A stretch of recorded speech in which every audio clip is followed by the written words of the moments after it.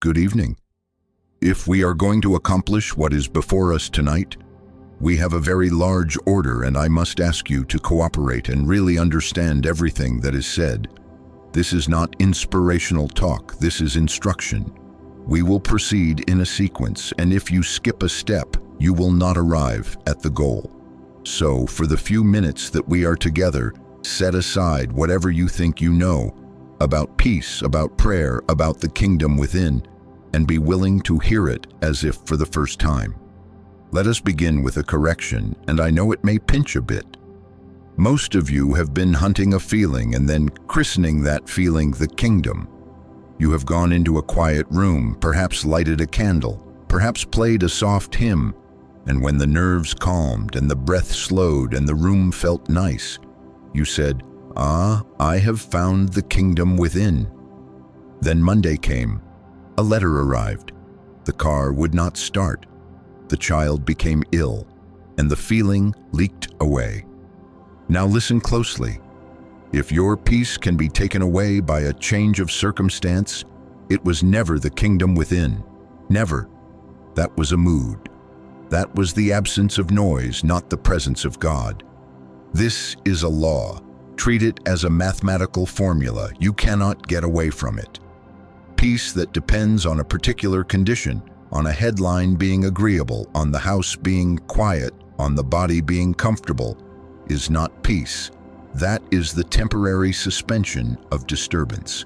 It is as if the storm paused to catch its breath, and you called the pause God. Tomorrow's news will take it away. Another bill will take it away. A memory will take it away. And then you will suppose that God came and went. But God does not come and go. Your moods come and go. I must be very clear with you at the start, because we are not building on sand. You cannot build a life on a sandbank of pleasant sensations and call it spiritual attainment. I am not interested tonight in your pleasant sensations. I am not even interested in your unpleasant ones. We are interested in that which remains when sensations rise and fall. We are after a quiet that is not manufactured, not improved by your will, not sustained by your vigilance. We are after a presence discovered only when the supports that you have leaned on are allowed to drop. And because we are after that, you must stop calling a mood God. You may say, but when I sat in church, I felt lifted. Certainly, music, light, community, these are human means of soothing the human mind. They have their place. I am not quarreling with them, but that lift can be given and it can be taken away. Did God diminish because the organ stopped? Did the Spirit evaporate at the traffic light? No. Then what rose and fell? Your emotion, your nervous system, your thought about the situation. The kingdom of God is not within your emotions. We will come to that directly in another hour, but plant it now. The kingdom within is the realized presence of God, not a flash in the bloodstream. If you will accept this first law, you will save yourself years of disappointment. Otherwise, you will go on arranging and rearranging furniture, friends, foods, schedules, and you will say, when things are like this, I am spiritual. When they are like that, I have lost it. Nonsense. You never had it. You had a still room. You had a cooperative stomach. You had agreeable weather. You did not have the kingdom. This is where the discipline begins. I must ask you to sign a silent contract in your heart this moment that you will refuse, starting now, to measure spirit by sensation. You will refuse to call a rising emotion God and a falling one absence of God. You will refuse to put the infinite on a leash tied to the stock market, the medical report, the weather, the behavior of those around you. If it is God, it is God. If it is a mood, it is a mood. Do not confuse them. The confusion is the doorway through which all your instability has been walking. Now, if that sounds stern, take comfort in the promise that accompanies it. There is a quiet that remains when conditions change. There is a center that does not sway when the perimeter shakes. There is a resting that does not need your propping. You do not make it. You do not enlarge it. You do not guard it by tightening your jaw and controlling your breath. You discover it when you stop leaning on what can be taken away.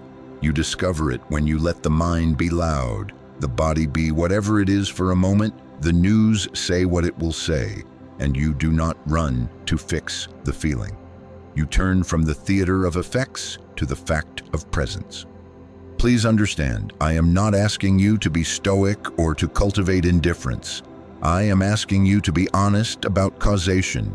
If a song can give it, a silence can give it, a massage can give it, then a sound can take it, a train can take it, a careless word can take it. That is not God. That is human comfort.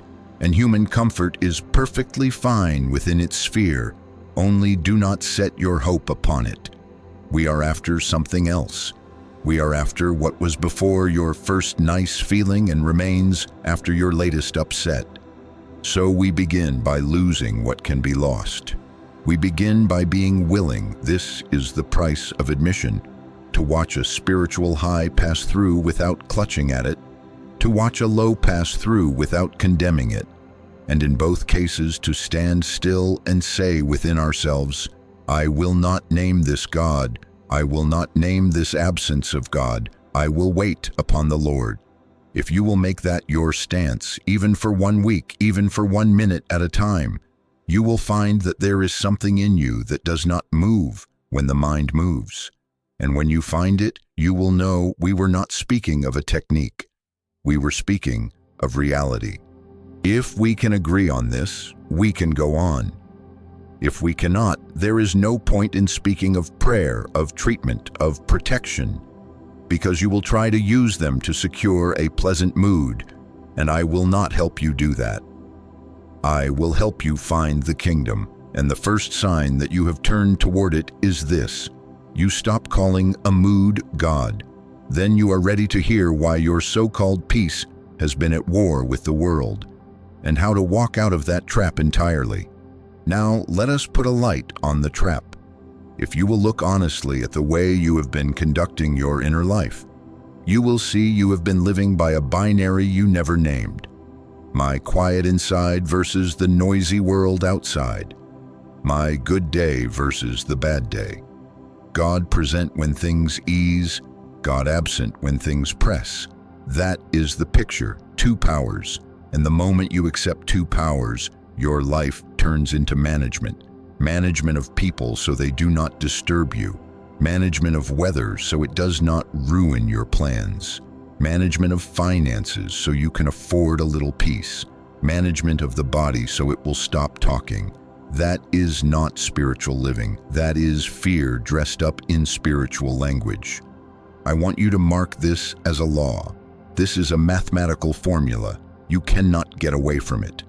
The second you divide reality into my peace and the world, you have conceded the world as a power separate from God, and now you must work all day to keep it on a leash. And you will be tired, you will be irritable, you will be suspicious of anything that moves. Even your religion will be used as a hedge. You will run to prayer the way a person runs to a safe when the siren goes off, to protect your holdings. That is not prayer, that is panic. Listen, my peace I give unto you, not as the world giveth, give I unto you, not as the world giveth, not by the world's means, not through the world's channels. The moment you say, I have peace because the house is quiet, you have confessed to the world's peace, and the world that gave it will take it away. Be of good cheer, the Master said, I have overcome the world. Overcome what? The belief that the world is a power.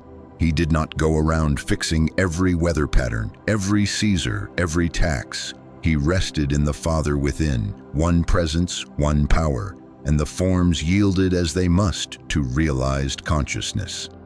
You see the point?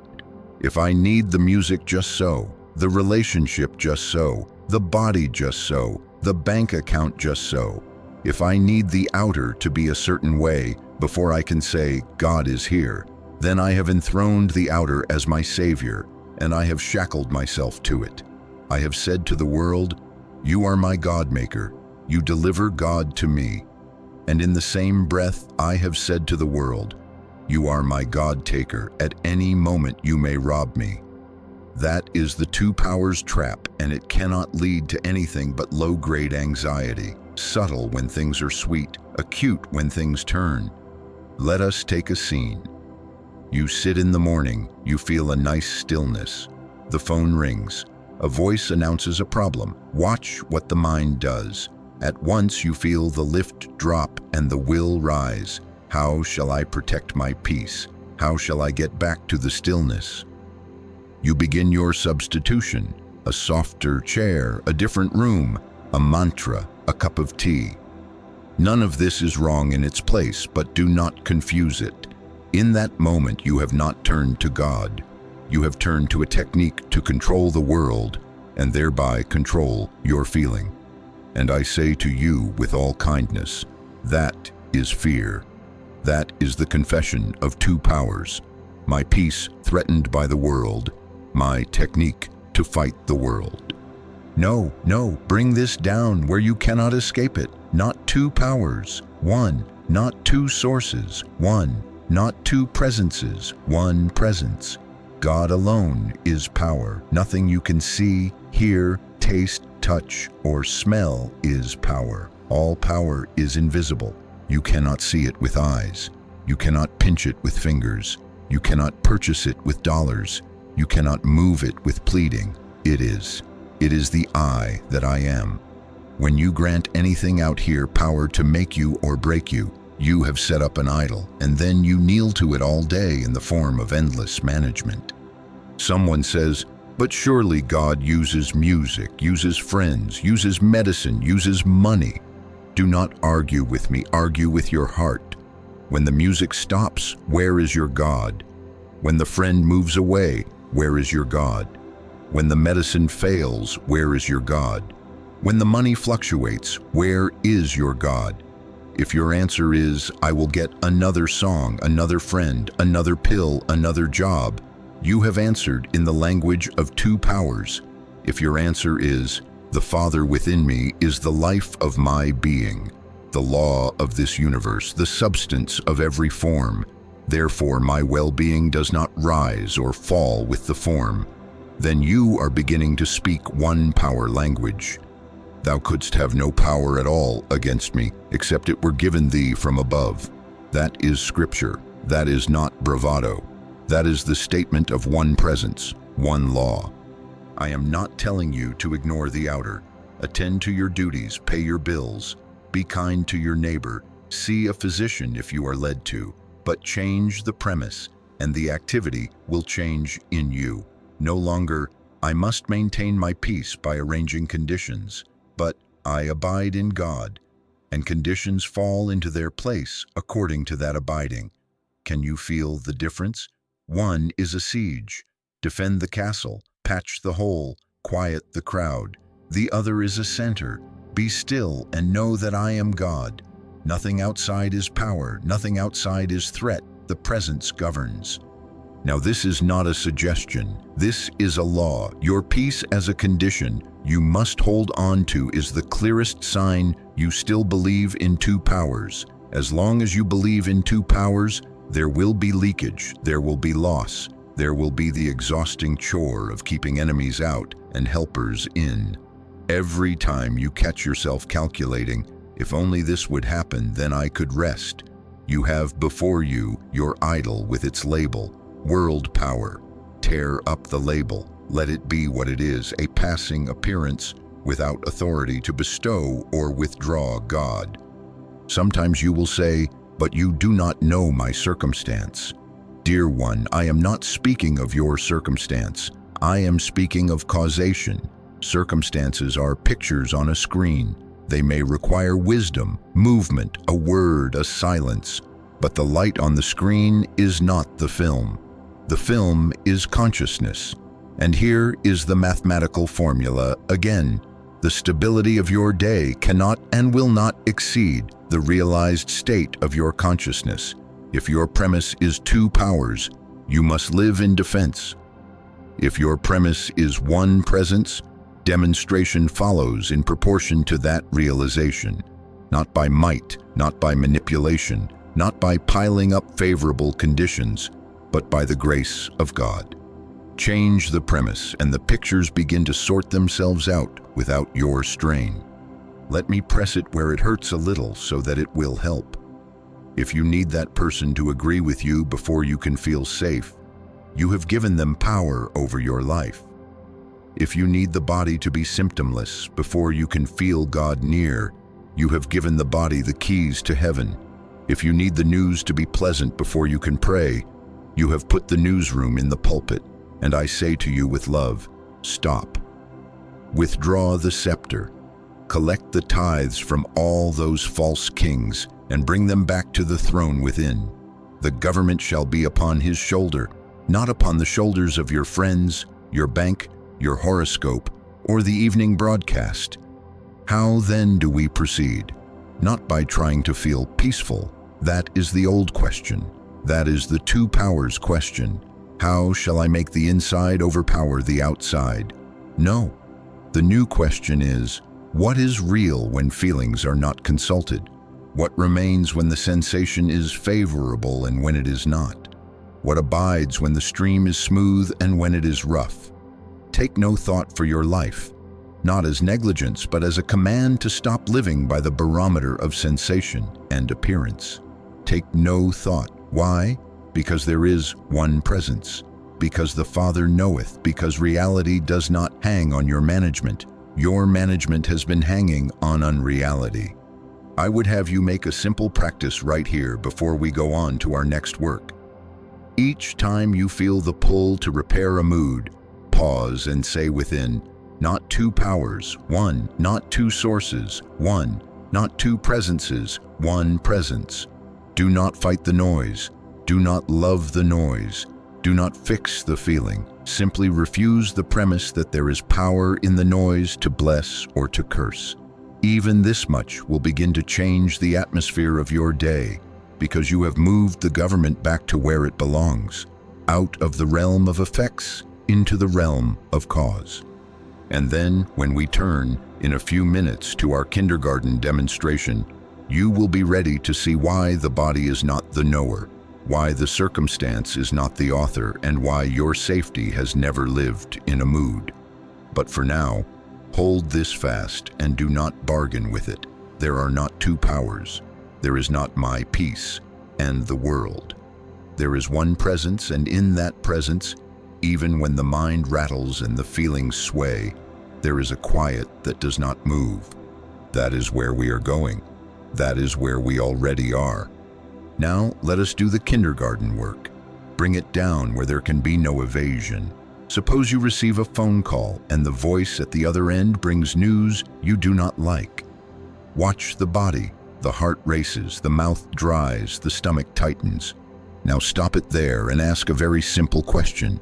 Did the heart know the meaning of those words? Did the blood know the meaning? Did the lungs know reputation, loss, tomorrow? No. No, they did not. They do not know any such thing. If we opened the chest, would we find a thought of bankruptcy lodged in the left ventricle? Would we find a sentence of criticism woven into the diaphragm? No. What does know it? I know it. I know it. Aha. And that is the secret. Let us push it another inch. The words on the phone were vibration. They shaped themselves into syllables in the air, into nerve impulses in your ear. But where did bad news happen? Not in the ear, in the interpretation, in the acceptance, in the I that said, this is power over me.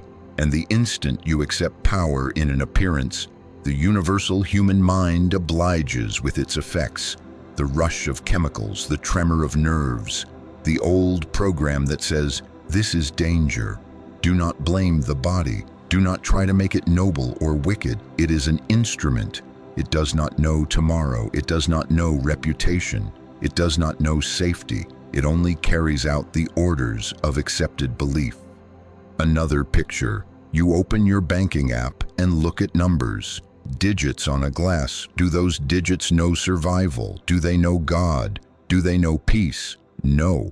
Paper money does not know security. A glowing pixel does not know your life. What knows it?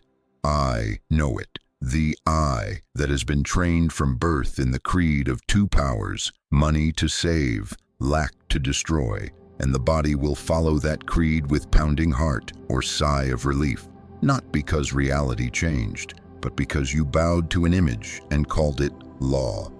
One more. You lie awake at night anticipating tomorrow's meeting.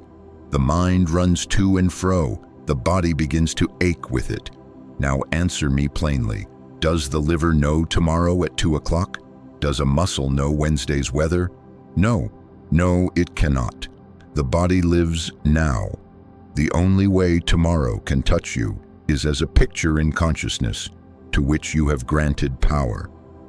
I know it. Again, the same point. The trouble is not the circumstance itself, but the power you have accepted in it. Do you see what this reveals? It reveals cause. It removes the mask from the puppet and shows the strings. The strings are not medicine, not weather, not people, not digits. The strings are belief accepted as power. And when I say belief, I am not accusing you personally. I am not handing you a guilt stone to carry. Hear me. This is kindergarten and it must be gentle. We were born into a universal human mind that from the beginning has affirmed a world of two powers, good and evil, helper and destroyer. We breathed it in before our first prayer. We learned it before we knew our own name. Therefore, when an appearance shouts, "I can bless you" or "I can harm you," there is a reflex in that universal mind that jumps to attention and sets the body to dancing. So, take the blame off. You have not failed. You have simply been cooperating with a creed you did not examine. And now, in this hour, you are examining it. In this hour, you are looking at the heart racing and saying, "Wait, the heart does not know the meaning of words. I know the meaning I have accepted." You are looking at the bank balance and saying, "Wait, numbers do not know God. I am reading them under a belief." You are looking at the reputation chatter and saying, "Wait, ears do not know esteem. I am bowing to an idol painted by the world's mind." In that moment of seeing, you have already withdrawn 90% of the power from the picture. Now, do not suppose that because you have seen it once, the body will never again tremble. Emotion belongs to the weather. It can be windy, it can be still, it can rain, it can shine. Today you may feel fine, tomorrow there may be a gust. Do not argue with the weather. Emotion is a report. Realization is the climate. Climate is deeper than the gusts. Climate is that steady warmth under which things grow. Realization is that steady light. God as the one presence, one law, one life, beneath which the gusts come and go, and you remain rooted. This is why I have been hammering. Do not call a weather shift God. Do not call a cloud absence of God. The moment the gust rises, your heart trembles, your stomach tightens, the mind runs to plan. Do not set out to fix the wind. Do not run around the yard tying down leaves. Ask the single kindergarten question. Who knows this? My body? No. My nerves? No. The account? No. The other person's words? No. Then who knows it? I know it. I have accepted power in an appearance. You have reached the hinge. On that hinge, the door swings. Now turn. Turn from the appearance to the presence. Not by wrestling the feeling into calmness, not by bargaining for a better mood. Simply withdraw the scepter. Refuse the premise.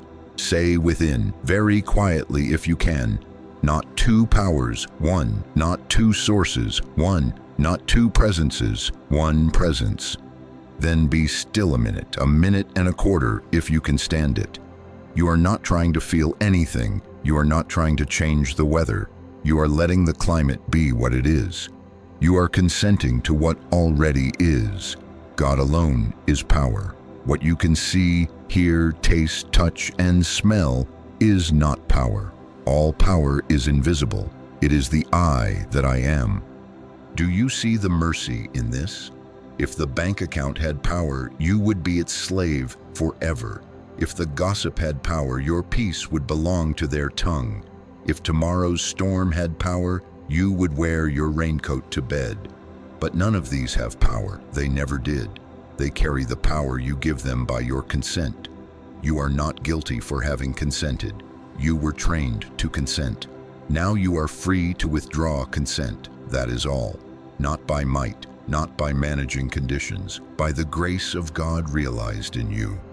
Try it in a small way today. When the phone rings and you feel the jolt, catch it. Say, "The heart does not know meaning. I know meaning. Father, thou art the meaning of this and of me. Be still." When you open the bill and the old heat rises, say, "Digits do not decree my life. Grace is the law of my supply." Be still. When a memory surges and the chest tightens, say, "This body lives now. God is now. The past is a picture, not a power." Be still. Do not wait for a particular sensation to certify the act. The certification is the refusal of two powers. The rest is climate work. The quiet that remains will make itself known as you abide, but not as a mood you tune, as a presence you realize. We call this kindergarten because the questions are simple, but make no mistake, it is the doorway into mastery. If you will do this 50 times a day, briefly, simply, you will retrain the habit of centuries. You will stop swearing allegiance to appearances. You will begin to live from cause, not from effects.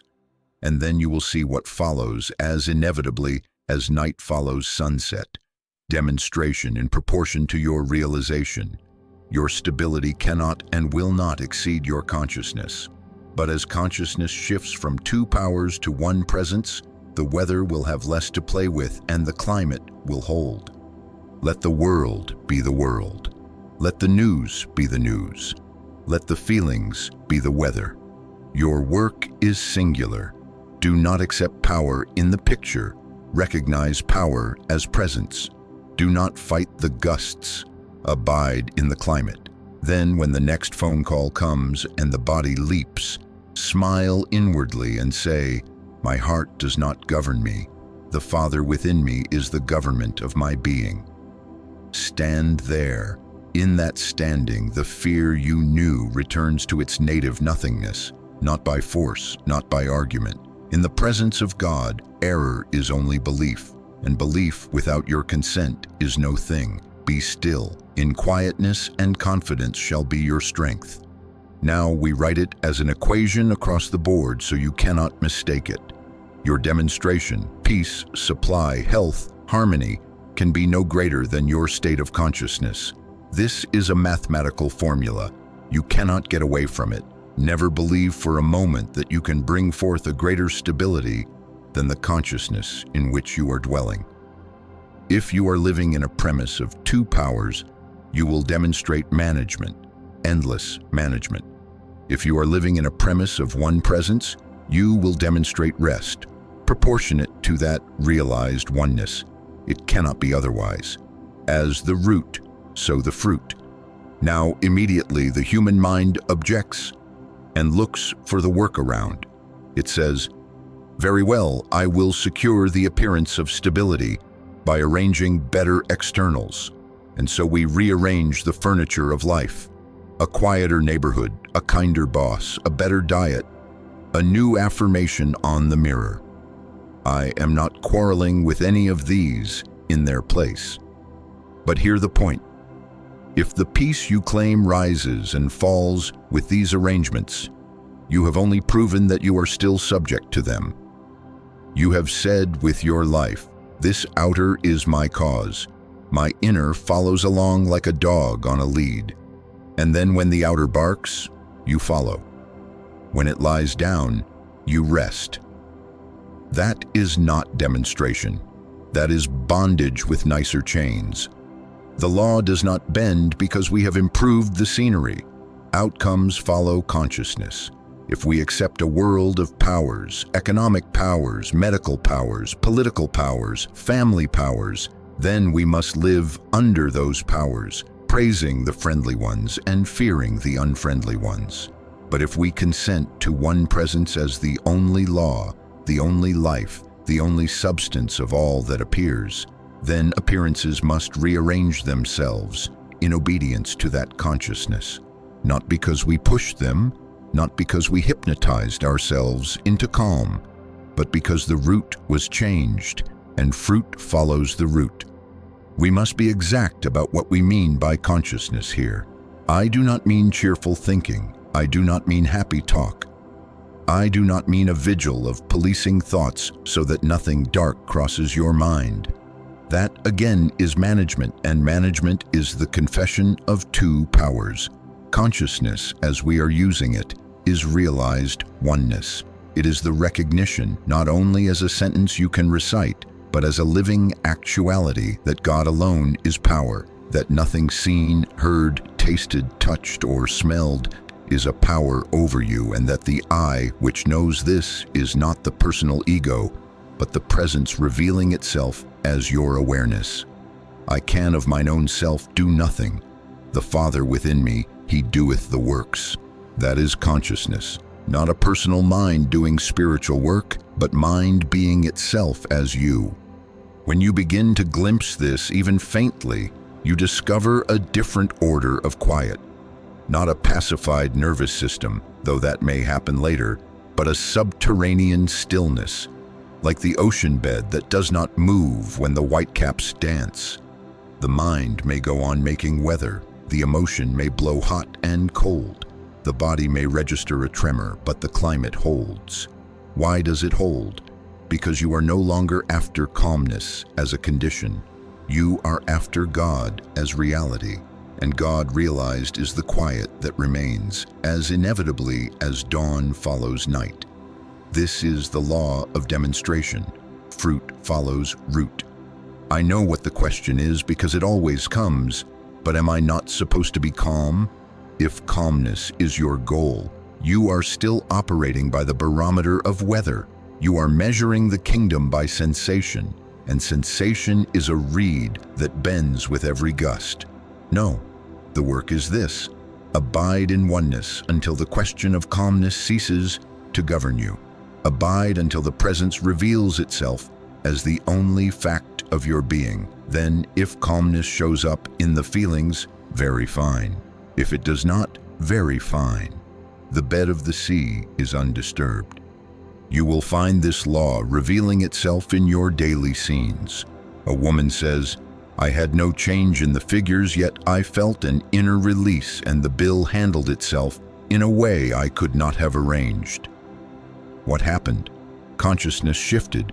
The premise moved from numbers as power to God as supply. The outward did not create the inner.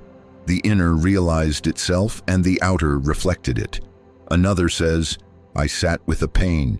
It did not vanish on my timetable, but I was not its prisoner. Then 3 days later, without my watching, it was gone."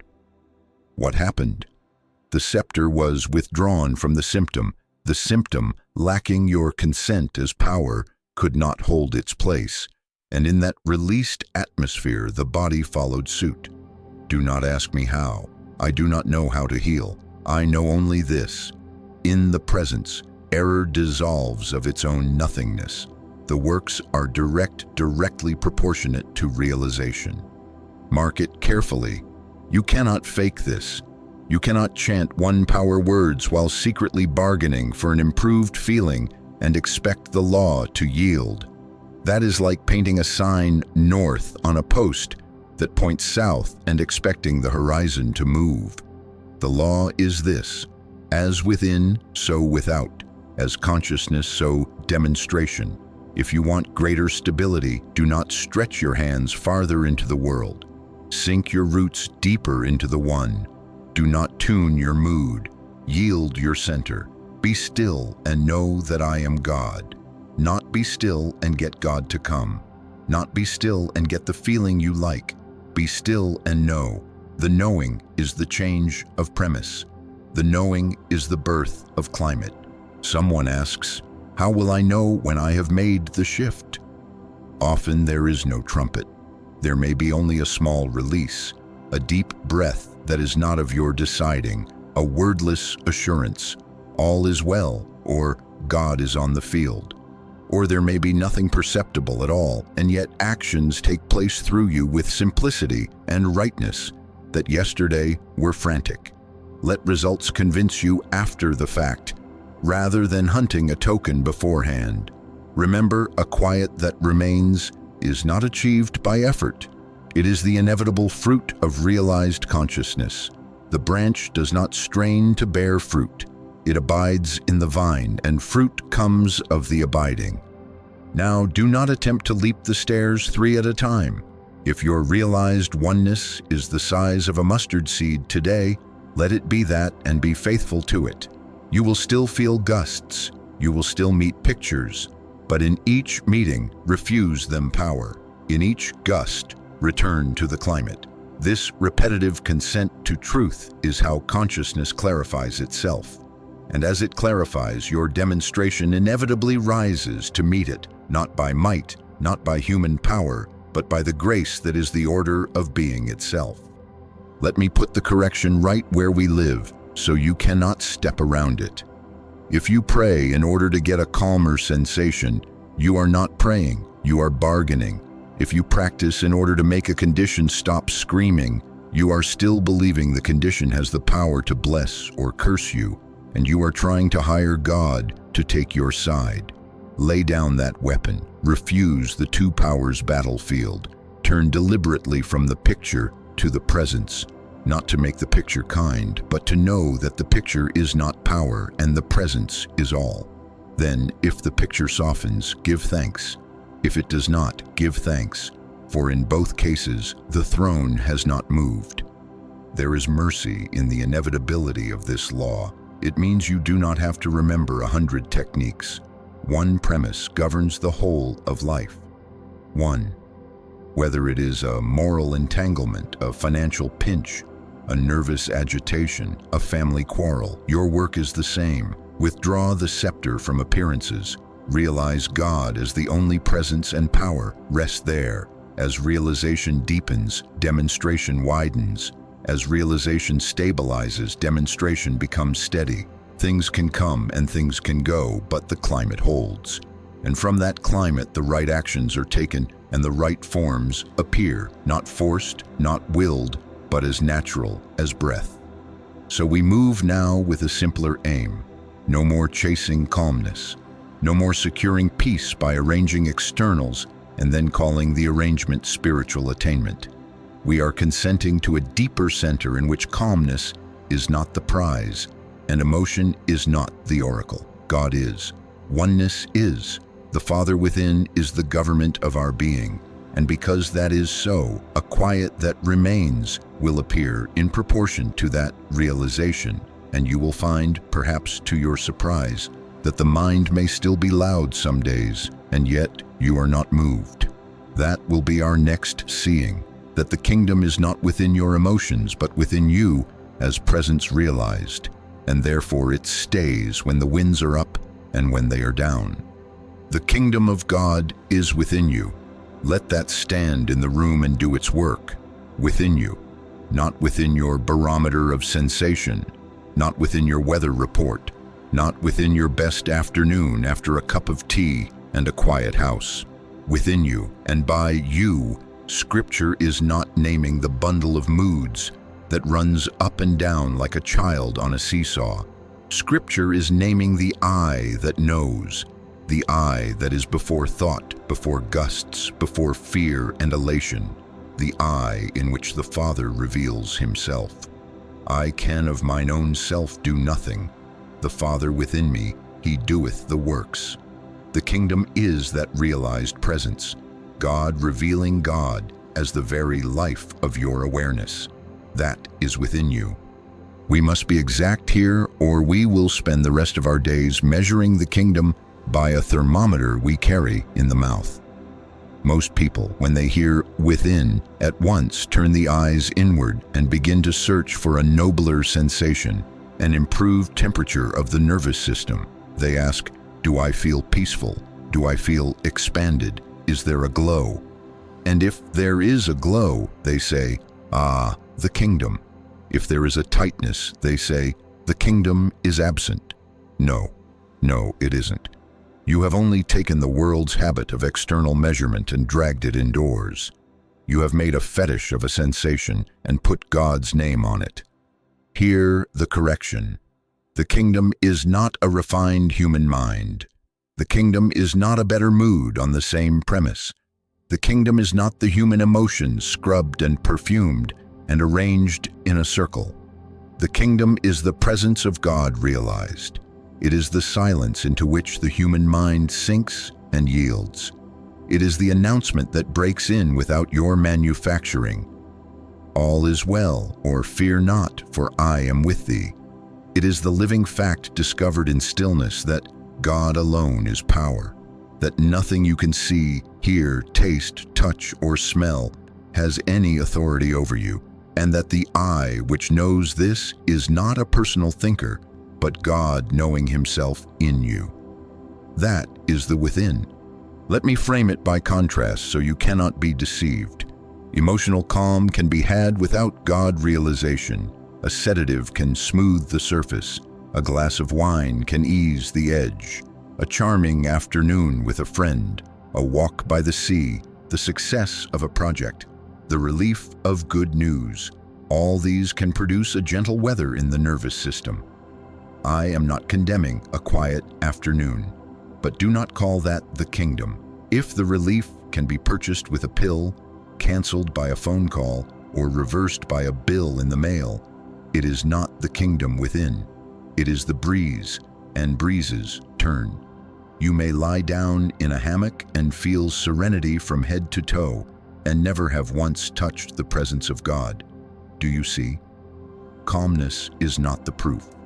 Likewise, and this is the liberating half, God realization can be present when the emotions are noisy.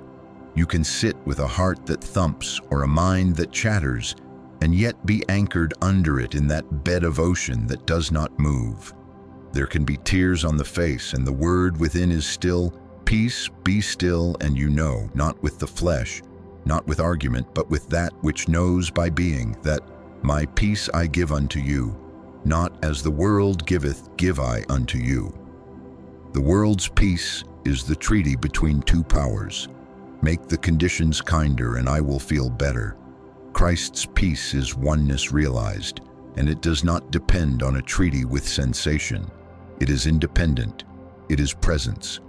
So we need a test we can apply in the hour when we are tempted to mistake weather for climate.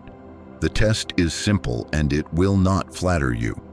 If you must consult your feelings to learn whether the kingdom is here, you are still externalizing God into sensation. If your first act is to put a finger on the pulse of your mood and say, "Ah, I am peaceful, therefore God is," or "I am agitated, therefore God is not," you are praying to a barometer. You are living in cause and effect turned upside down. Bring the order back. Know the truth of God's presence first, and let the feelings come or go under that fact. Be still and know that I am God. Not be still and wait for a warm feeling to certify God. Be still and know. The knowing is the presence. The feeling may or may not follow. You see, when Jesus said, "The kingdom of God is within you," he did not direct men and women to a laboratory of emotions. He did not say, "The kingdom is within your happy chemistry." He spoke of that interior country in which the Father is realized as all in all, where there is no second power to fight, fear, or manage. He spoke of that within where you can say with authority, "Thou couldst have no power at all against me, except it were given thee from above," and the picture drops its scepter because you no longer lend it your belief. That within is not a temperature, it is not a wave, it is not your breath rate, it is the unveiled presence. Now hear how practical this is. If you are measuring spiritual attainment by the weather of emotion, you will always be working on the weather, hoping it will settle, bribing it with nicer circumstances, policing it into stillness. That is why you are tired. You have installed a governor called feelings over the throne of your being, and you anxiously run to that governor for permission to live. Lay down that yoke. There is a higher government, the Father within, the one presence, the one law, and of the increase of his government and peace there shall be no end. That government does not ebb and flow with your chemistry. It is not a sometime thing. It is. When you realize it, even faintly, you will say, "All right, let the winds up top have their sport. The bed of the sea is unshaken." Then after a while, you will notice that even the winds, having nothing to play upon, calm themselves. Therefore, our practice must shift. No more feeling for God. No more reaching through the emotions as if they were the telephone by which God must speak. Replace it right here with listening for God. Listening is not listening for a tingle, not listening for a thrill, not listening for a "there, that's it." Listening is the stillness in which you cease consulting sensation for truth. Listening is the interior consent. "Speak, Lord, thy servant heareth." And then a holy quiet in which you do not bargain for a result. You do not advertise a need. You do not tune your mood. You know that if God is, then God is. And if God is, then one presence fills all space, including the place where the storm seems to be. And you rest there until the personal sense of you drops a little, and the presence announces itself in whatever way it chooses. By a word, by a release, by a deep breath, or by no token at all but a later fruit. That is prayer as we will take it up. That is the movement from sensation to stillness. Keep the correction on your lips until it becomes your habit. The kingdom is not within my emotions. The kingdom is within me as realized presence. Then the next time you awaken to a noisy mind, do not scold it into quiet. Do not analyze it into a corner. Do not bribe it with a sugar-coated picture. Let it be windy. Bring your attention under the wind and say within, "Father, thou art the life here. God alone is power. I am not consulting the weather. Be still and know." The test is not how you feel at the end of 2 minutes. The test is this: have you refused to make sensation your oracle? Have you given the scepter back to God? If so, you have stood in the kingdom, whether or not you felt a thing. This is the reframe that clears 1,000 confusions before they ever begin. It saves you from chasing a sensation around your own house and calling it devotion. It places you quietly where you belong, under the government of the Father within. From there, the rest follows as night follows sunset, a quiet that remains, not because the emotions always play nice, but because the presence is realized as the fact of facts. And from that fact, the winds subside when they will. And if they do not, you are no longer bargaining with the sky. You are living from the kingdom that neither appears nor disappears with a mood, because it is not a mood, it is God. Now we take up the work that makes all the difference. Prayer. Not as the world prays, not as a transaction between a needy person and a distant deity, but as the opening of consciousness to the fact that already is. Hear it plainly, or we will talk in circles all night. Prayer is not getting God to do something. Prayer is not moving a power into action. Prayer is the conscious realization of the presence that never stopped being present. Speak, Lord, thy servant heareth. When that is our posture, we are no longer petitioners. We are witnesses. We are not coaxing, we are consenting. Why is this so? Because God is. Because if there were something required to persuade God to be God, he would not be God. Prayer does not change God. Prayer changes your awareness of God. Ye shall know the truth, and the truth shall make you free. Not a new event outside you. The knowing itself is the freedom. When the truth is known, the picture that paraded as power melts. When the presence is realized, the belief in a second presence, called fear, disease, lack, danger, has nothing to stand on. Therefore, true prayer does not address conditions. True prayer addresses belief. and it dissolves belief not by argument but by presence.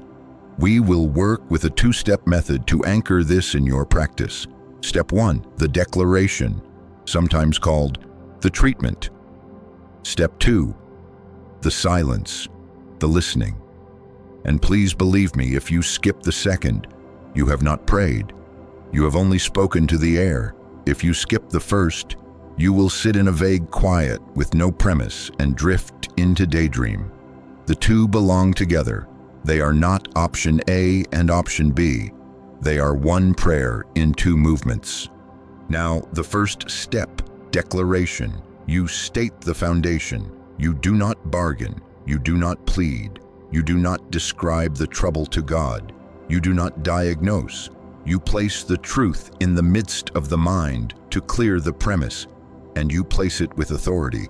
Say it as if it were the only fact in the room, because it is.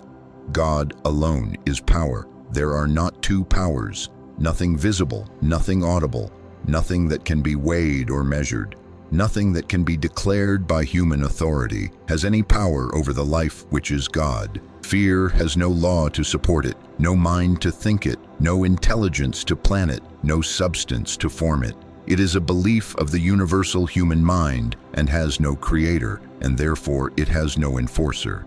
Appearances do not govern. Spirit is the law of this place, the life of this moment, the substance of all true form. I can of mine own self do nothing. The Father within me, he doeth the works. You can take that in your own words, but do not soften it. Do not dilute it to suit your feelings. Hammer it out until it rings true in your own ear, and do not make it long, short, exact, true. If a bill is on your desk and your stomach is tight, you do not declare about figures and banks. You declare about God. If the body is in pain, you do not declare about organs or chemistry. You declare about God. Because remember, it is not the object that binds you, but the power you have assigned to it. The declaration withdraws your consent. You are not screaming the fear away. You are refusing to honor it with a throne. In that refusal, the inner air clears. Make it practical. You sit down. You bring the mind, as best you can, to the point. Take 1 minute, 1.25, 1.5 if you can bear it. Slowly, deliberately, say within you, God alone is power. There are not two powers. No person, no condition, no circumstance, no law of matter has authority in the presence of God. Fear has no creator, no law, no substance, no activity, no continuity. I rest my case in spirit. I take no thought for the life of the body or the life of the purse. The Father within is the life here. That is the declaration. That is the clearing of the deck. Then, step 2, you stop. You stop even if your mind protests. Just one more sentence, just one more beautiful sentence. You stop. You close the lips of your mind. You sit in complete silence.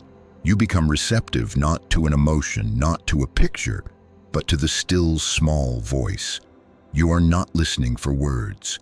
You are not listening for music. You are listening with a yielded center.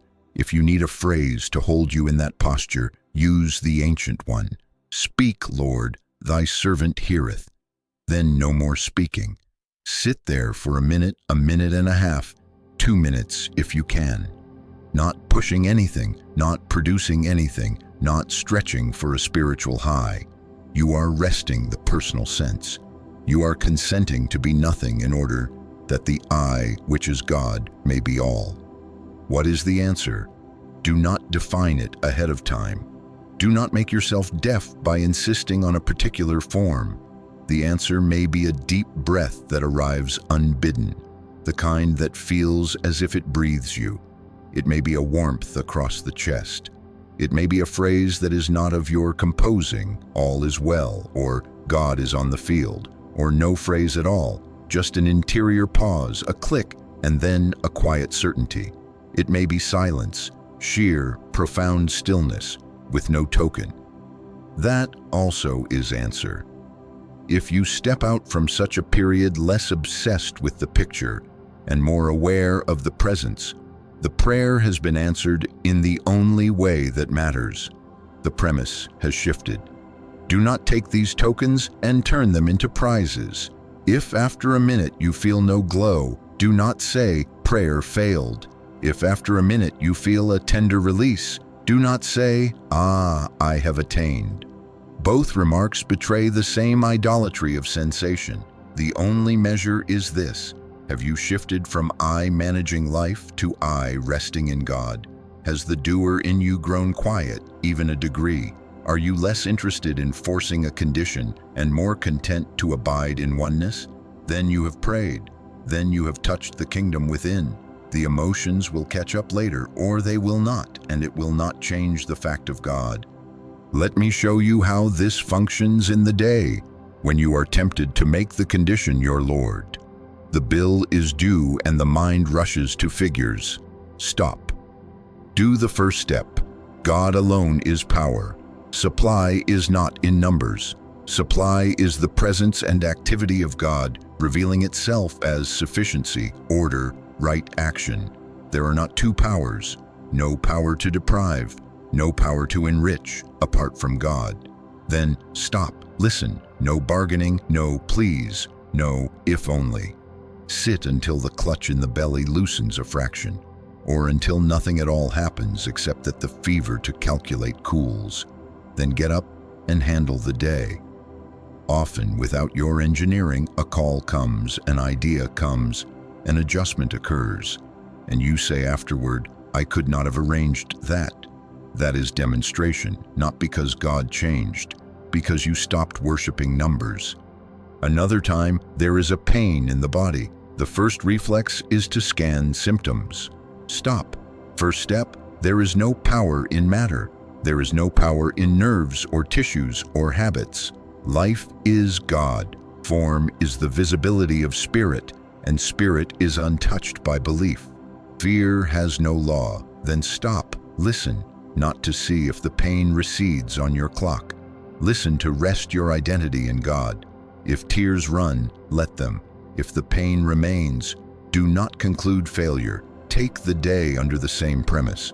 Perhaps in an hour, perhaps tomorrow, perhaps in the night. You realize you have not consulted the symptom in several hours. You find the body has followed thought back to its center.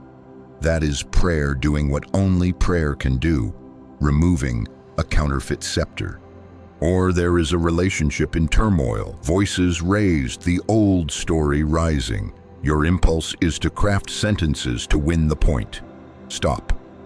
First step, there are not two powers here. No power of another will, no power of anger. God alone is presence in this place. The only mind is the mind that was in Christ Jesus.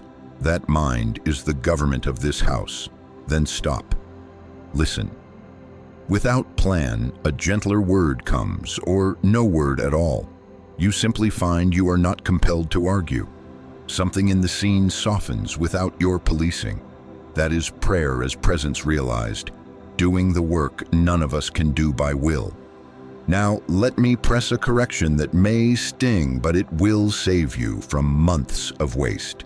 If after your 2 steps, you rise to your feet and say, "I feel so much better," and you treat that as the certification of answered prayer, you are still letting the body stamp your passport.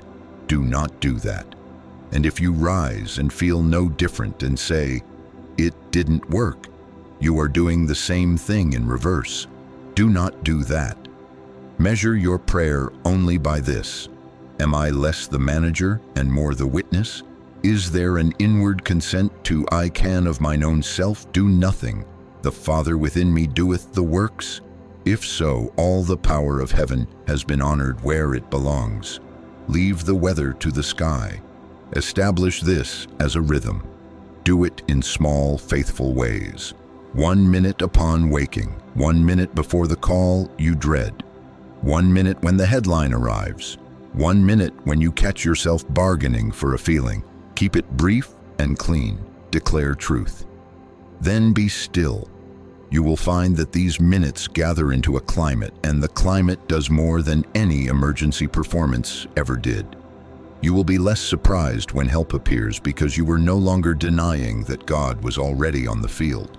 And you will stop using prayer as a lever to pry open a condition and begin receiving prayer as the unveiling of what is. Do not be afraid that this will make you passive. It will do the opposite. When the personal self drops away, even a little, you act more rightly, more promptly, with less noise. Ideas present themselves whole, words fit, steps line up, but they do not come from strain, they come from silence, not by might nor by power, but by my Spirit. Give up the idea of power and take the word grace. Grace is God being God without your engineering. Prayer is the consent to grace, that is all. So our method is secure. Declare the truth until the room is cleared of idols. God alone is power, there are not two powers. Nothing seen or felt is a law to you. Fear is a belief without maker. Then sit, quiet, listening, not to feel, not to perform, but to let the doer be dissolved and the presence stand revealed. If there is a token, receive it. If there is none, receive that. Rise and go about your day with the single test in your pocket. Am I resting in God? If yes, you have prayed. And you will discover, often to your surprise, that a quiet remains when the mind is loud, and works, quiet, graceful works, follow as fruit follows root. We will take that up next. Not calmness, but oneness. The quiet that stays when the mind is loud. Now, if you have followed me thus far, you are ready for a statement that will clear much fog from your road. We are not after calmness, we are after oneness. Calmness is a condition of mind and body. Oneness is the recognition of God as the only presence. Calmness comes and goes with chemistry and weather. Oneness is, and the quiet we are seeking. The quiet that remains is not the hush you purchase by smoothing thoughts. It is the hush that is there when the claim of separation is not believed. Do you hear that? The hush is not achieved. It is revealed when you stop granting authority to a second presence. Make the contrast exact, or you will keep slipping back to managing moods. Calmness is a managed surface. You can buy it, as I told you, with a sedative, with success, with a talk with a friend, with a walk on a soft afternoon. That is the peace the world giveth. And it has a short leash. It turns when the air turns. Oneness is not a surface. Oneness is the foundation. It is the word within that says, I and my Father are one. And the room may be full of noise, but the center does not move. Not by might nor by power, but by my Spirit do you see the pivot. Not by arranging thought, but by yielding thought to presence. Not by a better human management, but by the recognition, here is the Father within me. How do you reach that? You do not reach it. You recognize it. That is all. The kingdom is not a city at a distance to which you journey if you behave. The kingdom is the presence that is already within. Prayer peels off the masks. When the mind begins its parade, worries, plans, grievances, you need not wrestle the parade to the ground. You do not put on a policeman's uniform and direct traffic in your skull. That is might and power, and it exhausts. You quietly remove the permission you were giving that parade to define reality. You refuse it, a scepter, and then in the same minute you have learned to use now, you turn to the one, and in your own words, you say God alone is presence here. The Father within is the life of this awareness. There are not two powers, no power of fear, no power of circumstance. And then you stop and you listen. That stopping is your yielding. That listening is your consent. And under that consent, the quiet that stays is felt. Or if not felt, it simply is. Non-resistance is the discipline that makes this practical. I mean by non-resistance precisely this. If emotions surge, You do not fight them to get back to peace. The moment you wrestle an emotion to make it stand still, you have enthroned that emotion as a power. You have said by your action, you define reality. You are a second presence I must subdue to reach the first. No, you do not argue with fog. You see fog as fog, and you do not take a club to it. You stand where you are, you realize sun, and the fog thins because there is nothing to sustain it. In the same way, if fear surges, if sadness stands in the doorway, if anger heats, notice it, but do not confer power. Do not grant it the right to tell you what is. Turn not away from it, but through it to the presence. Say it once, twice if you must. God alone is power.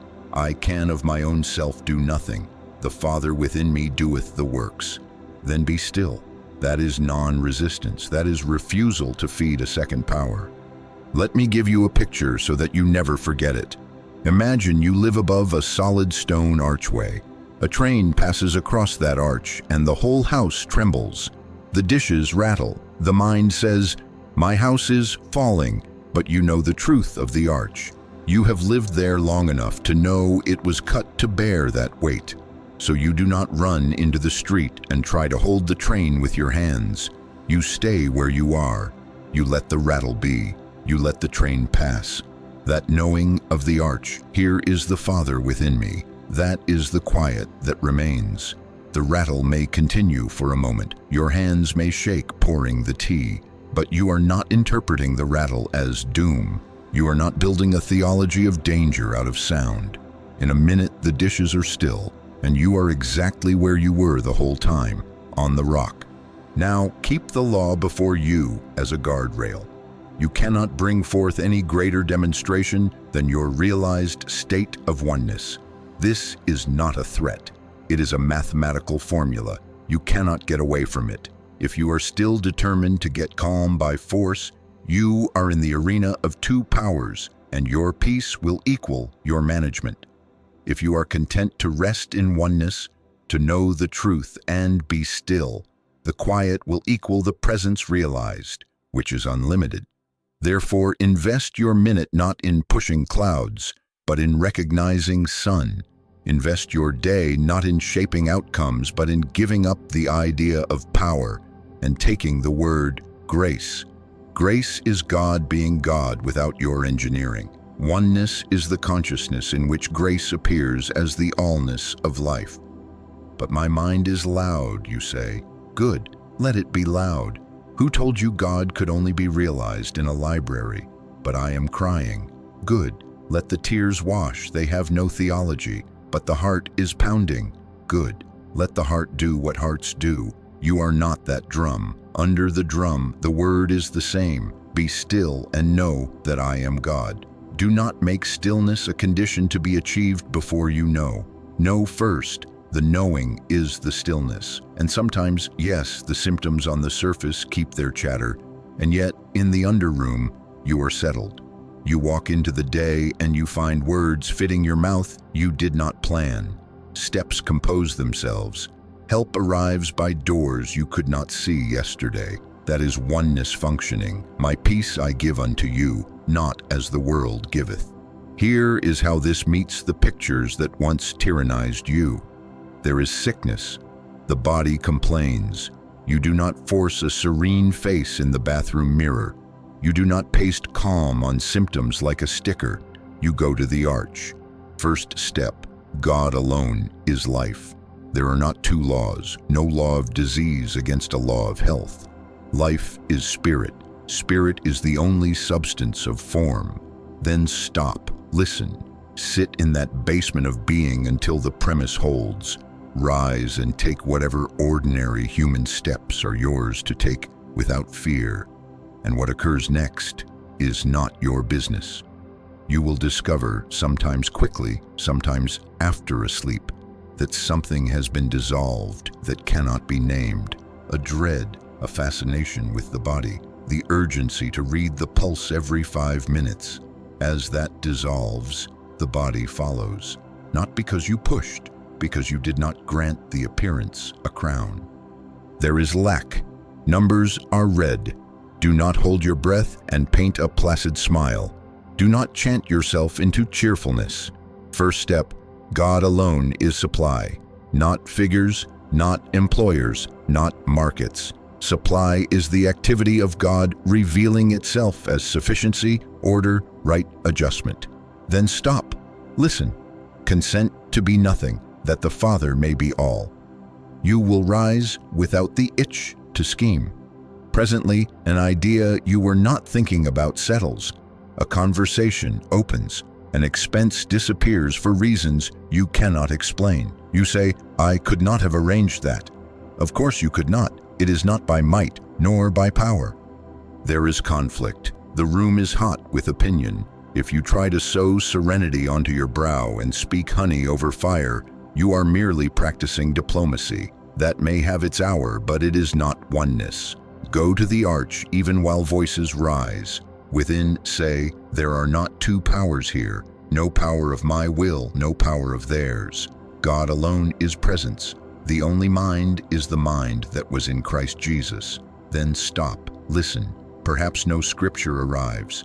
Perhaps a quiet pause widens in you, and into that pause, a single sentence drops or nothing drops, and you simply find you are not compelled to win. And the scene resolves not by manipulation, but by the absence of a second power to fight. Do you see the pattern? The quiet that stays is not awarded to you for best-behaved nerves. It is the natural condition of a consciousness that has ceased to believe in separation. It is the ground you stand on when conditions do their weather without your consent. And as this deepens, you will find you can walk through long days without checking your inner thermometer to find out if God is present. You will know. You will be too busy living from the presence to worship the weather. So let us set as a law for ourselves this substitution that ends much struggle. Not calmness, but oneness. Each time you are tempted to push feelings around, change the verb. Yield. Yield thought to presence. Yield demand to grace. Yield the scepter from self to God. If you will do this even a minute at a time, you will discover a secret older than your nerves. When oneness is realized, the waves can be high and the boat can ride steady. When oneness is realized, decisions come with less noise. When oneness is realized, the house rattles and the arch holds. With that, we are prepared for the universal application that saves you from a library of techniques. Sickness, lack, conflict, fear. It is all one trouble, the belief in a second power. And it has one treatment, the realization of presence. Not forced serenity, not painted smiles. Realization. In our next work, we will take that up and show you how error, faced in this light, has no life of its own and dissolves of its own nothingness in the presence that is always on the field. Now let us make this exceedingly plain, because here is where many of you have complicated what is in truth the simplest part of the infinite way. There is only one trouble in all this world, the belief in a second power, and therefore there is only one treatment in all this work, the realization of the one presence. It is one and the self-same treatment, whether the picture before you is a headache, heartbreak, unemployment, loneliness, bodily pain, fear of the future, physical, mental, moral, or financial. Do not argue with me that one requires a long formula and another requires a special technique. Never believe for a moment that you need a new tool for each picture. That belief itself is the two powers trap in a new costume. Hear me, the problem is never the picture. The problem is always the power you have granted the picture. When you accept fear's report that there is an opposing presence, opposing law, opposing will, opposing force, you are worshiping at a false altar. There are not two. Nothing that can be seen, heard, tasted, touched, or smelled is power. All power is invisible, and it is one. In the presence of that one, error does not fight. It does not wrestle. It does not retreat under pressure. It dissolves of its own nothingness. Why? Because it was never a thing. It was a belief in a thing. I must say this the way a schoolmaster says the multiplication table, hammering, hammering, hammering, until you cannot forget. You do not apply a power to disease. You do not apply a power to unemployment. You do not apply a power to loneliness. You realize God's presence, and in that realized presence, the Father within me, He doeth the works. The picture that claimed a second life has no law to stand on. That is healing, not force, not will, not might. Grace. Give up the idea of power and substitute the word grace. Grace is God being God without your engineering. Yes, but this pain, this grief, this notice from the bank feels so real. Of course it does. Mesmerism always feels like reality to the mesmerized. The man under hypnosis swears that his name is John when it is James, and he is honest in his report. But it does not make the report true. We are not belittling feeling. We are stripping it of borrowed authority.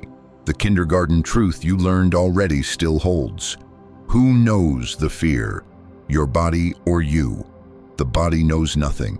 The circumstance knows nothing. You are the knower, and as you change what you accept as power, the body and circumstance follow as shadow follows form.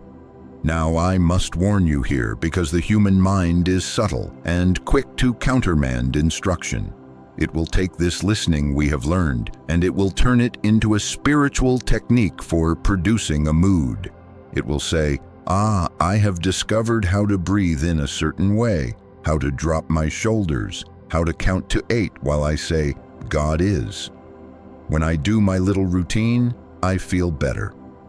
No, you do not come here for hypnosis. You do not come here to buy a pill made of religious words. You come here to surrender the personal sense that the presence may stand revealed. If you are listening to attain a certain warm buzz behind the eyes, you have enthroned sensation again and called it God. That is idolatry.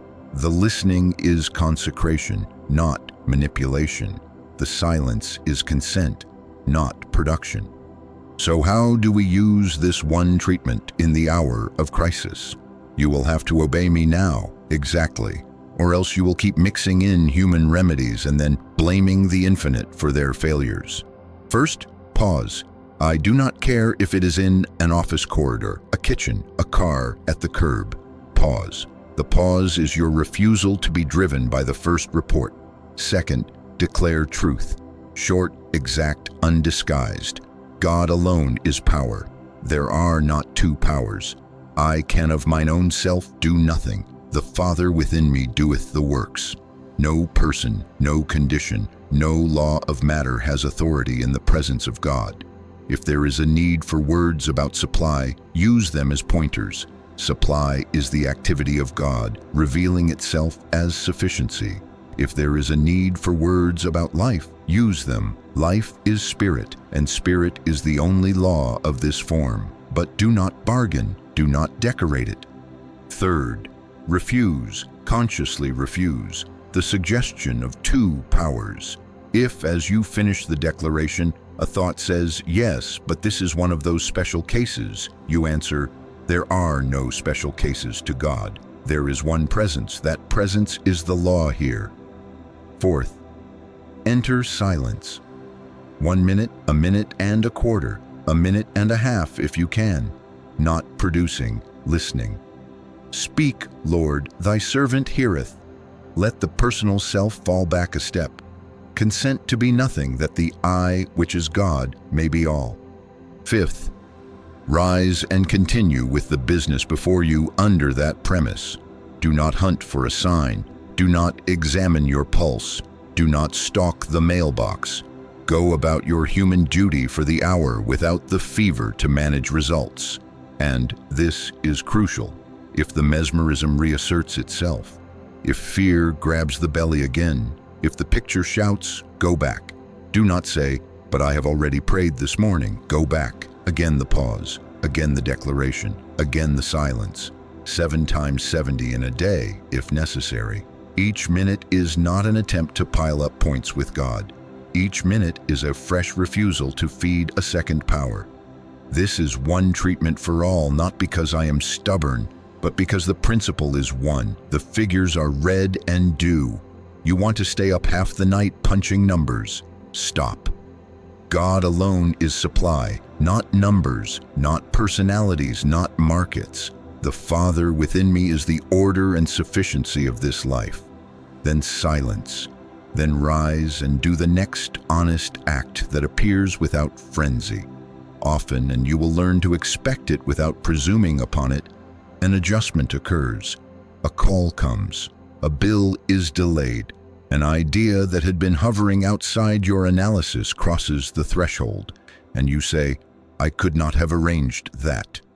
Of course you could not. It is not by might nor by power.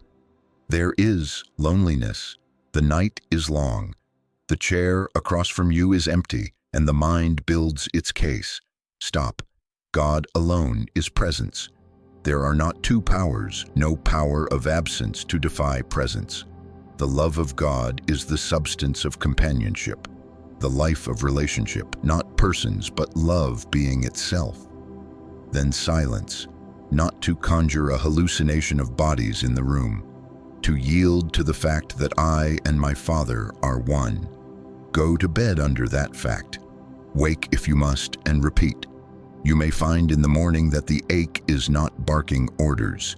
You may discover the day is already populated with right activity, or a friendship true and clean, free of grasping, is at your door in due season, and it is not a consolation prize.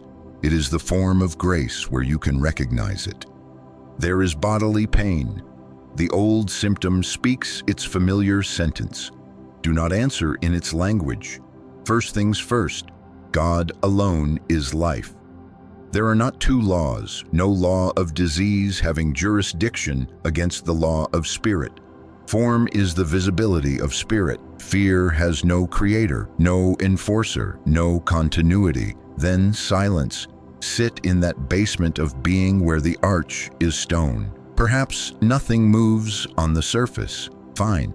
You are not consulting the surface, you are honoring the presence. You may rise and take whatever simple human steps present themselves, rest, call, eat, without fear, without crowning them as power.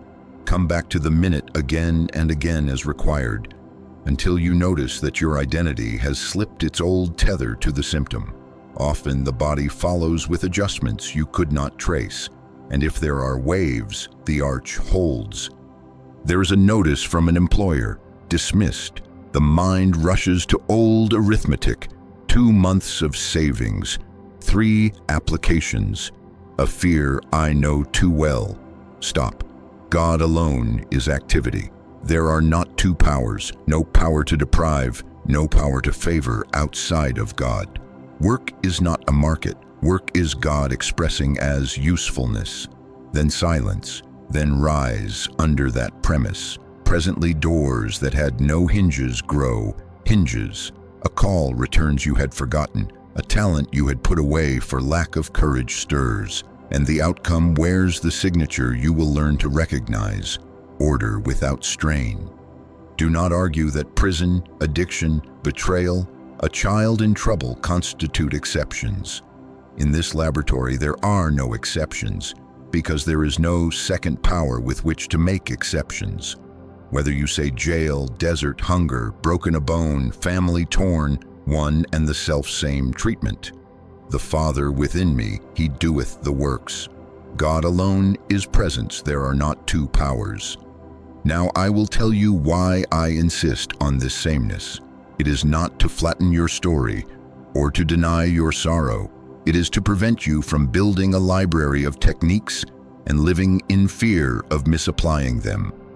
The moment you collect methods, one for money, one for health, one for home, you have conceded many powers requiring many tools, and then prayer becomes carpentry and you become a busier manager than before. No, one treatment saves you from that. It brings you to surrender. It keeps you at the only altar where anything ever changes, the altar of realized presence.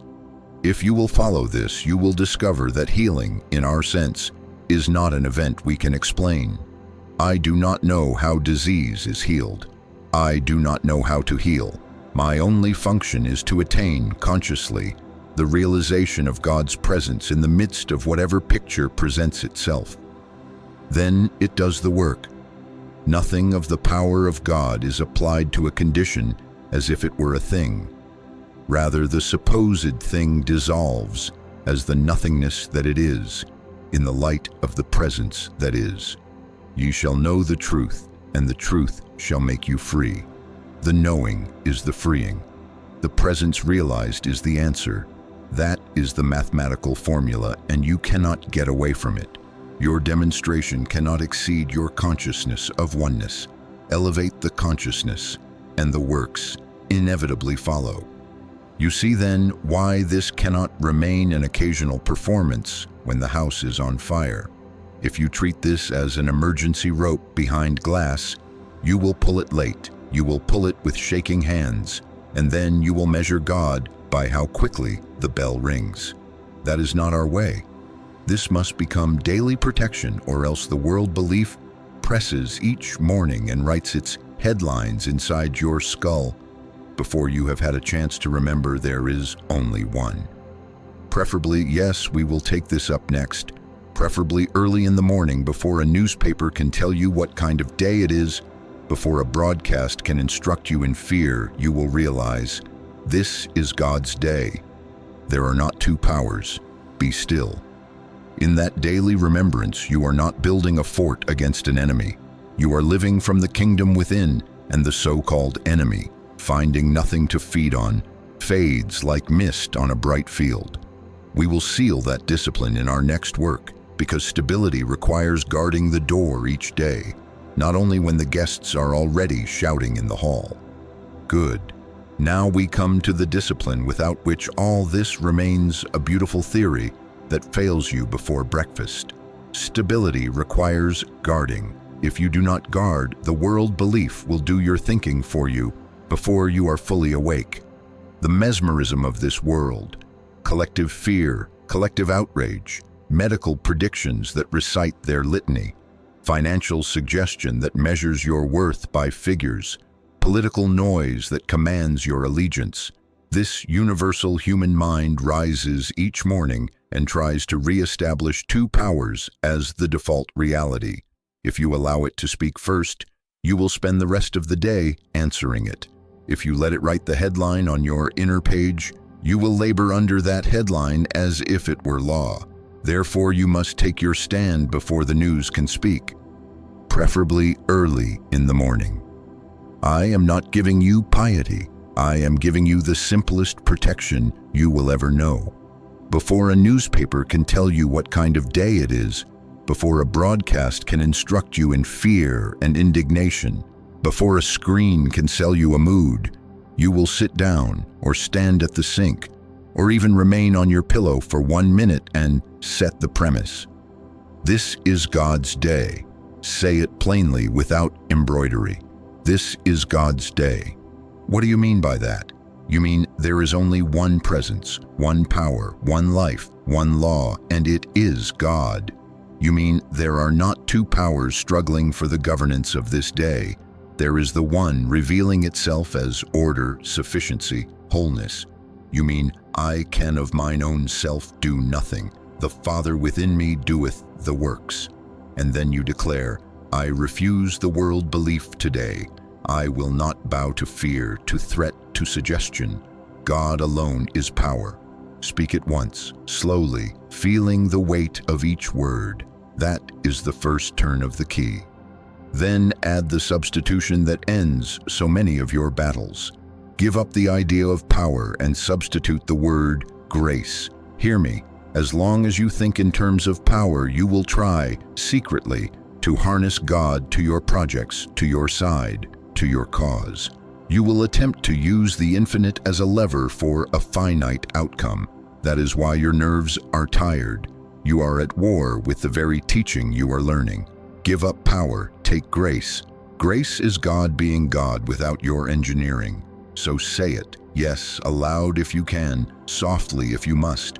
not by might nor by power, but by thy Spirit, not power, grace, and mean it. Take your hands off the day, take your will off the wheel. That is the second turn of the key. Now, the practice. 1 minute, a minute and a quarter, a minute and a half if your house is kind. Sit or stand in complete stillness, not producing a mood, not hunting a sensation, listening. Speak, Lord, thy servant heareth. Let the personal self drop one step back, as if you have taken a single pace from the front of the stage into the quiet wings. Let thoughts parade without saluting them. Let images appear without crowning them. Let silence be what it is, grace, not vacancy. If something stirs, a release, a deep breath, the word all is well or nothing at all, you have done your part. Rise under that premise. Do not go from this stillness to a frantic checking of headlines to see if God got to the newsroom in time. Go from this stillness to brushing your teeth, to dressing, to coffee, carrying the fact. This is God's day. There are not two powers. Now you are fit to hear the world without swallowing it. You can open a newspaper, and as you read, you can quietly remember, appearances are not power. You can hear a market report and remember, supply is the activity of God, not of numbers. You can read a medical forecast and remember, life is spirit, not chemistry. You are not arguing with the page. You are refusing to enlist. You are standing at the door with your law. Thou couldst have no power over me, except it were given thee from above. And since there is no power given to two, the appearance dissolves as law in your consciousness. Do you see? You have become porter at the door. You admit truth and you let error pass like wind against a stone wall. That is guarding. If you do not do this in the morning, you will spend the afternoon trying to make up ground. I must be blunt. The human mind does not take a holiday. It will throw at you, hour by hour, seemingly reasonable invitations to believe in opposing powers. A headline about contagion, a text message about a failing account, a neighbor's tale of outrage, a family history that claims authority. Without the morning premise, you will be recruited by noon. With the morning premise, you will recognize the recruiting poster for what it is, ink and suggestion, and you will smile without cynicism and keep your post. Now add a midday reset. You must, or else the drift of the hours will blur your remembrance. I do not mean a break to relax, though relaxation may come. I mean a return to reality. 1 minute, one doorway, one closed office door, one stop at a park bench, 1 minute of not doing but being. Pause. Declare if words are needed. God alone is presence here. There are not two powers in this meeting, in this diagnosis, in this ledger. Not power, grace. Then silence. Again the listening. Again the consent. Again the refusal to bargain for a feeling. Then rise and continue with the next honest act. If 10 minutes later, the old fear plays its familiar tune, go back. Do you believe for a moment that 7 times 70 does not apply to minutes? Go back. Hammering, hammering, hammering until the groove in consciousness is so deep, the cart of the day cannot jump it. Someone will say, but I am busy, I cannot stop. Then you have made activity a power. Who runs this day, spirit or a schedule? Pause between signatures, pause in a corridor when the elevator doors close. Pause at a sink while water runs. It is not where you are. It is whom you acknowledge as present. The kingdom of God is within you, not within your calendar. In quietness and confidence shall be your strength. That is scripture and it is practical. The quiet is not a luxury. Tea on a porch swing at sundown. The quiet is your daily bread. Without it, you act from memory and fear. With it, you act from presence and grace. I will give you sample words for your morning, not as a ritual to be memorized, but as a form into which your own realization will pour. Father, this is thy day. There is only one presence here, thy presence. There is only one power here, thy grace. I do not run this day. I do not defend this life. I yield. I listen. I rest in thee, not power, grace.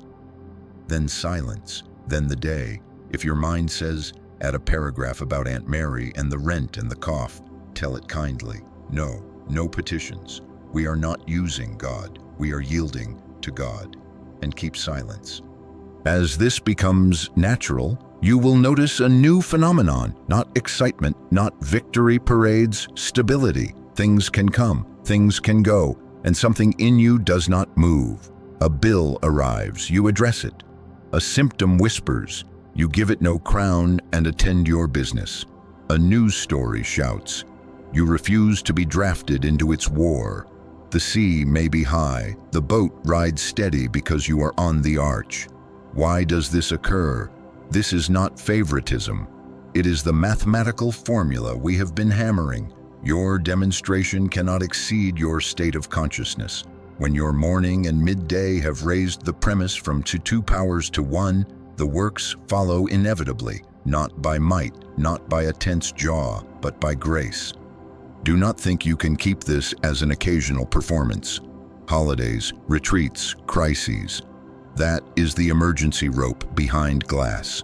You will pull it with shaking hands and then measure God by how fast the bell rings. No, protect daily or drift daily. Bring to your conscious remembrance every morning that there are not two powers. Refuse the world mesmerism that says evil is organized and probably stronger today than yesterday.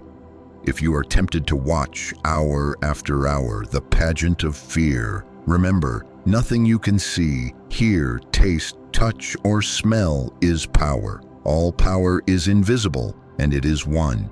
Take 1 minute to re-enter that fact and then go about your human tasks, free of the need to control them. I am not promising you that the weather of the world will change its design because you have learned a minute's silence. I am promising you that you will cease to worship weather, and from that anchorage, you will find that adjustments, provisions, protections come in ways you could not have engineered and did not demand. You will find words saying themselves through you, steps ordering themselves, contacts appearing that belong to the day. You will recognize a signature that is not yours. That is grace. That is God's day. So tonight, set your intention. Tomorrow, before any voice of this world can speak, you will say, "This is God's day." You will surrender the superstition of power and take grace. You will keep a watch at noon, 1 minute, a minute, and a quarter, and return to the kingdom within.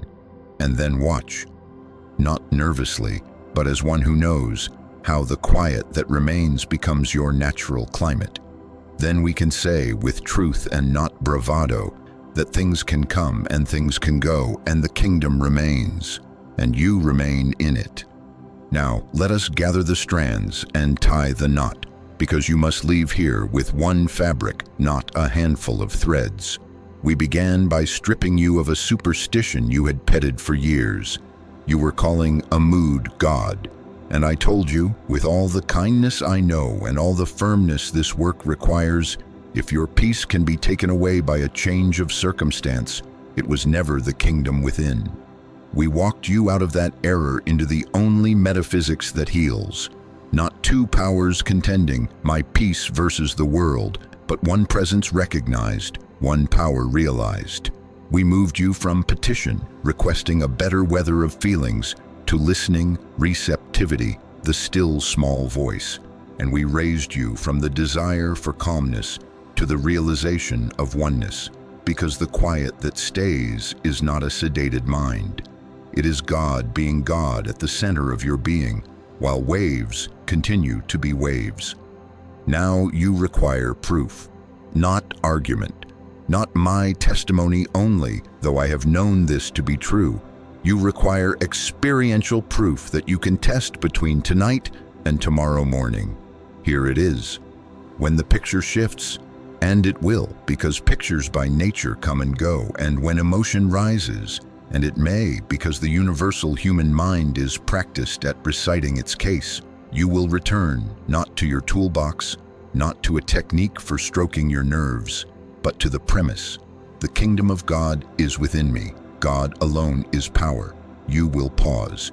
You will declare the truth you already know in your bones. There are not two powers here. I can of mine own self do nothing. The Father within me doeth the works. Not power, grace. And then you will listen, not to detect a sign, not to coax a sensation, but to yield. And in that consent, be honest enough to recognize it. In that consent, a quiet appears that does not ask the picture to change first. That quiet will be your proof. How shall you know the difference between a managed calm and realized presence?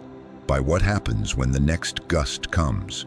Managed calm must be guarded like a fragile vase. You tiptoe around the room of your hours.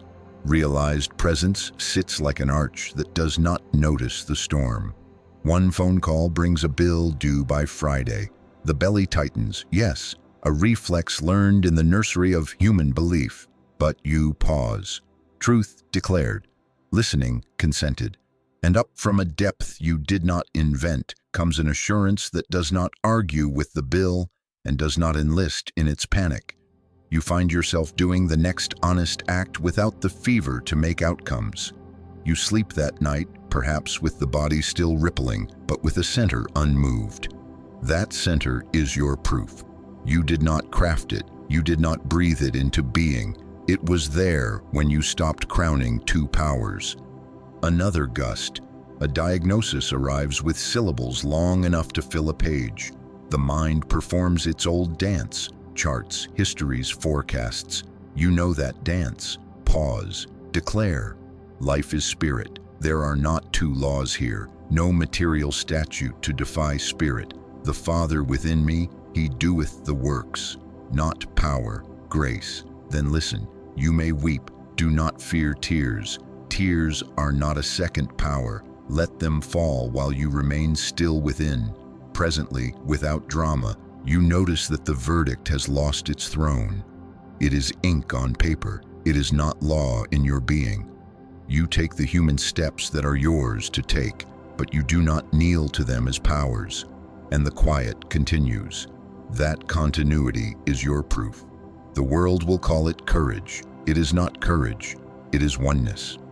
One more gust for the skeptics in the back pew. A relationship breaks. The familiar chair is empty again, and the night rehearses its arguments. Pause. Presence is God. There is no power of absence to oppose presence. Love is the substance of companionship, and love does not fragment. Listen. Go to bed on that premise. Wake and say it again. In 2 days, 5 days, 14. You will discover that the ache does not order you about. It may whisper. It does not appoint itself your master. And in the vacuum where you expected despair to take up residence, useful hours appear, speech appears, even laughter returns without apology. That is your proof. The kingdom remains while scenes change. Now, do not imagine that because tonight you have tasted release, you have attained finality. There is no finality in God. There is unfoldment. Your stability cannot exceed your consciousness. This is a mathematical formula. You cannot get away from it. Increase the realized oneness, and the depth and duration of that quiet will increase proportionately. You have already experienced a measure of this since you first began to practice a 1-minute listening. At first, the quiet came like a visitor, knocked, sat, and left. Now it stays through breakfast. In time, if you keep to your guarding and your surrender, you will discover it is resident, present even when the human mind is loud, present when you are driving, buying groceries, answering letters. Do not push for this. Do not brag about this. Consent to it as it unfolds, and hold to your discipline. Let me seal this with the word that authorizes every sentence we have spoken. Be still and know that I am God. Not be calm and have a nice day. Be still and know that I am God. This is the spine of the work. In quietness and in confidence shall be your strength, not in arguments. not in new affirmations collected like souvenirs, in quietness, in confidence, in the certainty that there are not two powers tugging at your life, but one revealing itself as the only law and the only love. When you accept this, when you rest in this, when you return to this 7 times 70 in a day, the quiet that remains becomes the climate of your being. So I send you out not to fight, not to perform, not to collect sensations, but to live the ordinary hours with the inward ear open, as you stand at the sink, as you turn the key in the office door, as you answer the child, as you sign your name. Carry this posture. Speak, Lord, thy servant heareth, not seeking a mystical fireworks display, seeking nothing, listening for the word that, when it utters, is peace. I tell you, the proof of it is not a trumpet, but the absence of necessity to manage your world. Things will still come, things will still go, and you will not run after them or run from them. You will move with them as a reed moves with wind, yet is rooted at the river's edge. Someone will test you on this before the week is out. It may be small, a traffic delay, a misunderstanding, a figure that does not balance. Excellent. Begin there. Refuse the two powers belief in the little, and you will be ready in the large. Pause, declare, listen, rise. Do the next honest act. Return as many times as required. Let error dissolve without the flourish of your will. Let grace do what grace alone can do. Be God without your engineering. Each time you do, you are not just surviving the hour. You are deepening the groove of consciousness, from which all future demonstrations must proceed. Inevitably, mathematically inevitably, the demonstrations will match the depth. And then, as the months pass, you will realize a fact so simple and so liberating that you will smile when it takes you. Your life is not at the mercy of weather, headlines, persons, or moods. You rest in the kingdom that is within you. You will still feel feelings are not your enemy, but you will never again mistake a feeling for God. You will never again appoint a condition to the throne. You will live from the presence, and therefore you will live free. That freedom is not spectacular. It is steady. It is holy. It is the quiet that stays. Be still, now, tonight, tomorrow morning, and know that I am God. In quietness and in confidence shall be your strength. Go out under that command and that promise. This is God's day. There are not two powers. Speak, Lord, thy servant heareth, and watch, without strain, without hurry, as the word that utters itself becomes your peace, and your peace remains.